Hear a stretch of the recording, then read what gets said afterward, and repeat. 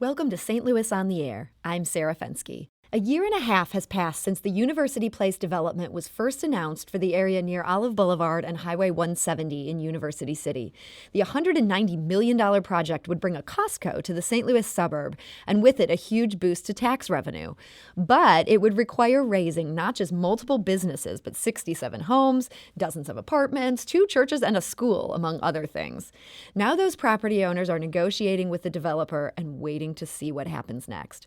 Residents like Letha Baptiste say that not knowing for sure whether the development is going through, much less the timing of it, has thrown them into uncertainty.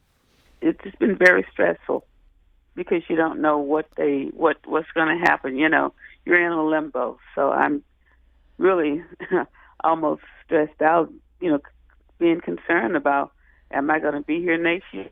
I don't know, because it's just one day after another. You really don't know. That was Letha Baptiste, who's been in her University City neighborhood for decades and fears she'll have to move. Riverfront Times reporter Danny Wicentowski wrote about Baptiste and other people in the development shadow for last week's Riverfront Times. His cover story is called Wreckage in Waiting, and he's here with us today to discuss it. Full disclosure, I was previously Danny's editor at the RFT, but I did not edit this story. Do you have questions about the University Place project for Danny Wicentowski? Give us a call at 314-382-8255. That's 382-TALK, or you can send us a tweet at STL On Air or email us at talk@stlpublicradio.org. Danny Wicentowski, thank you so much for joining us today. It's so great to be here. Danny, you talked to both residents and business owners living in the footprint of this proposal. Let's talk about the businesses first. There were some great restaurants there, a car dealership, and more. How has this affected their plans? I think to understand the situation in University City, it's good to acknowledge that there are successful small businesses here. And so when we're talking about blight, we're talking about an area that is maybe socioeconomically not at the point people want. We're not talking about, giant vacancies or maybe kind of the stereotypical vision of where you might think, let's just clear all this place out and put some shiny new big box store. There are dozens and dozens of businesses up and down Olive Boulevard, the corridor, and in this area where the Costco is supposed to be, you have this strip mall called Jeffrey Plaza, where you have many, number of acclaimed restaurants, businesses, from small to somewhat larger, and they're kind of in a very, kind of an impossible position in the sense that if they have tenants they're trying to rent out to, who wants to open up a business in a place where it might be raised, in a number of months. If they're trying to consider relocation, what are the costs for getting new customers, for building something else up? If you have a restaurant, moving large equipment could cost tens of thousands of dollars and more, depending on the business. So are businesses pulling out? My findings were that some of them are. Some have sort of decided to cut their losses and have already made plans to move. They've sort of sunk resources into relocations. And in some ways, it gives us a sense that, yes, this Costco project perhaps really is coming down the line. But I also found that, a lot of businesses are operating from a sense of how do you mitigate the risk? And sometimes, no matter what happens, they say, we just got to get out. So one of the women that you interviewed is the voice we heard earlier. This is going to the residential side of things. That's Letha Baptiste. And she talked to us about why she doesn't want to get out by Novus Development. Let's give that a listen. It's just large enough for myself, and I've been here for many, many years. It's a very convenient area for me if I need to go to a doctor, a hospital, or go shopping. I'm right here at the highway at 170, and I can hop on and go, and it doesn't take me long to get anywhere. And that means a lot to me. And also, my family, my sister, my nieces, my nephews, they're like 3 minutes away from me. So why should I, disturb my life and go and move into another area which I have no family members and, live a ways away from them. So that is really what's mind bothering to me. I need to be closer by my family because I'm older now. That's Letha Baptiste, who lives near the development planned for 170 in Olive Boulevard. Danny, this is being painted as helping this distressed neighborhood, but for people who live in it, it's going to cost them a lot to move. Are they getting offers that would make it worth it to move? I think there are a couple interesting issues that are affecting people like Letha. They're living on sort of these cul-de-sacs in the area. And to be clear, this is not the entirety of the third ward of University City. This is a small corner. But these homes are about 1,000 square feet. They are a kind of unique structure. They're not similar to the larger homes that are in other parts of this city. And some of them, they say these homes are perfectly situated and sized for us. Some people say that they just don't have any other homes they think they could afford to move to, even if they get, say, double the value of their homes. These homes, maybe at most, are worth $70,000 to $80,000. And so it's unclear what the offers are. I've spoken to some people who did decide to sign contracts, option contracts, which will go into effect when the development company finally obtains its full financing.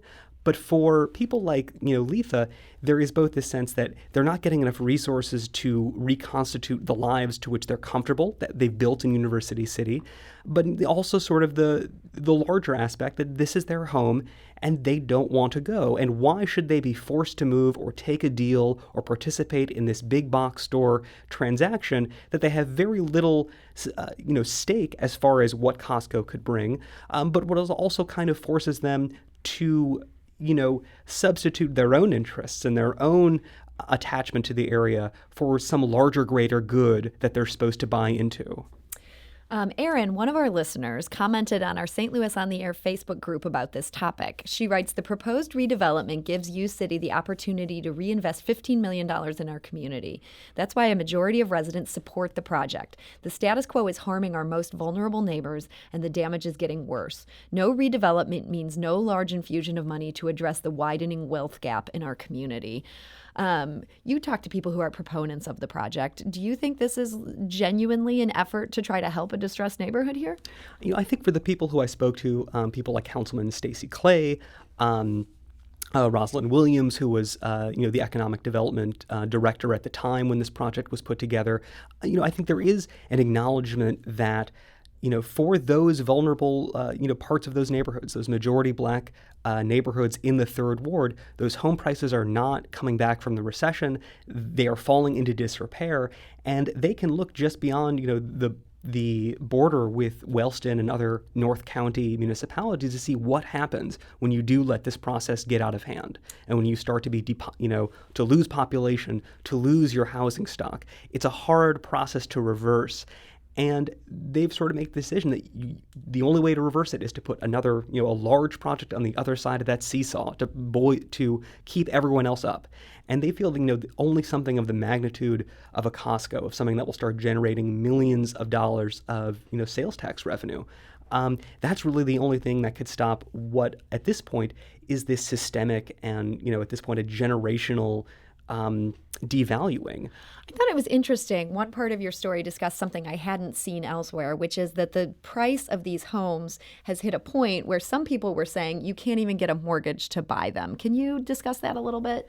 As I'd mentioned, a lot of the homes in this area are, as the ones in where Letha Baptiste, around $70,000.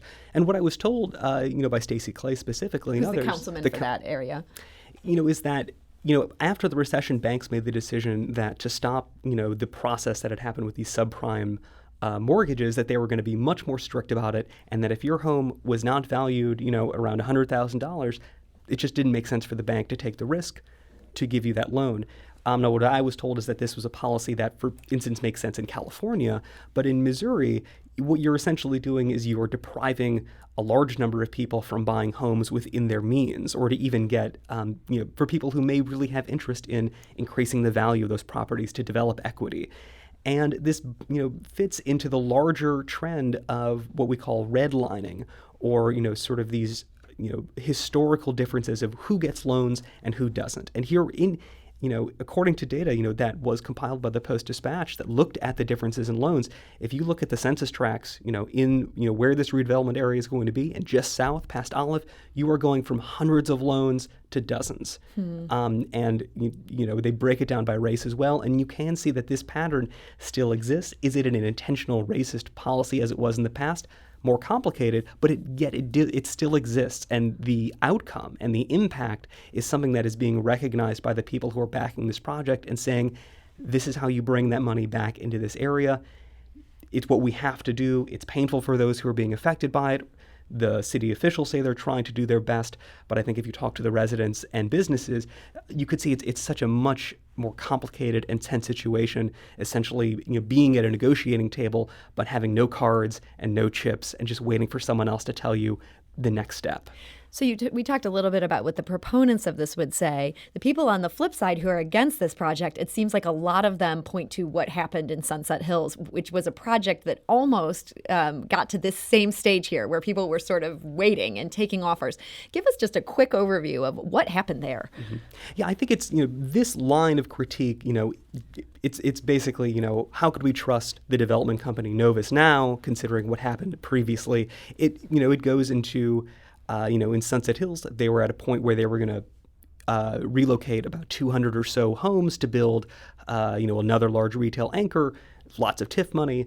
And TIF is tax increment financing. Yes, where essentially, the city was using the sales or property taxes that would be increased and using that to raise money in the present term. But what happened, though, is it got to the point where they were weeks away from closing on these options, the very same contracts that are sort of being offered to people like Letha Baptiste. Sign this document, we'll sell your house at this amount, when the deal gets to, X stage. And people started gutting their homes. They started selling air conditioning, tearing things out, making plans for the future, and it collapsed. This was in 2006, and when I've spoken to Novus and others, they can debate on the various reasons why this happened, a competing development corporation, the recession coming in, but in the end of it, it was a judge that had actually struck down the tax increment financing, this public financing package, and that killed this, and it created so much bad blood, and it created really some diehard activists who kind of promised that they weren't going to let this happen again, and that Novus really could not be given a free rein to redo this. Novus, though, I will say, and as well as University City, say that this is not the same situation. There's not, for instance, a lawsuit or a similar court scenario where a judge could strike down the public financing. So the opponents are not currently trying to stop this through litigation? No, there's no litigation. And really, unlike Sunset Hills, this process has kind of moved beyond the opponents, and they're trying to continue to raise awareness and concerns and hoping people don't do the same things that those Sunset Hills owners did.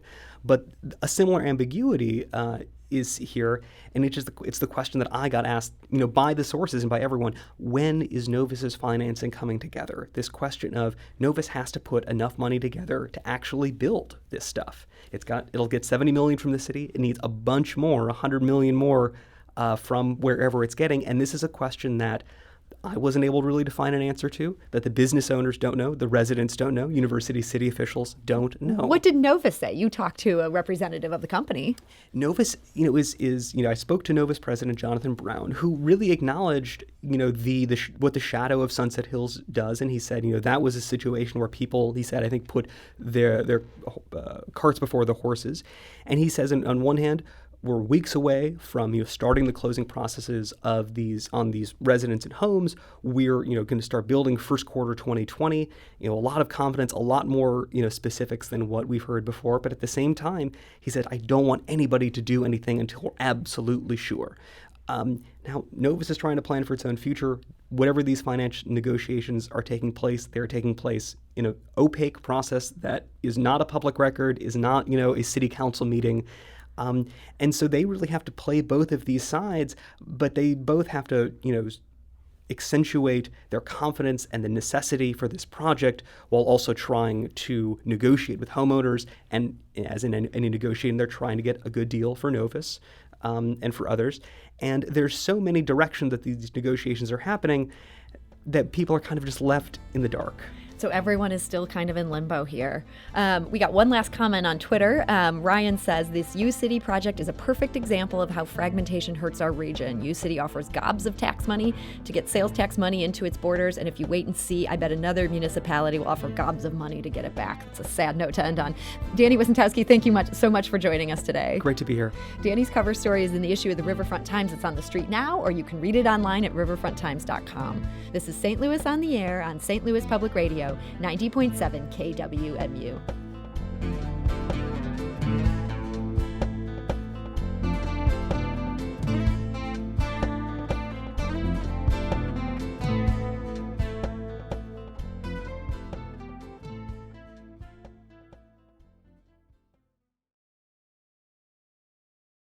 Support comes from the Missouri Forest Products Association, saluting Earth Day on April 22nd with an ongoing commitment to help offset carbon emissions with sustainable harvesting of Missouri forests. Details at choosewood.com.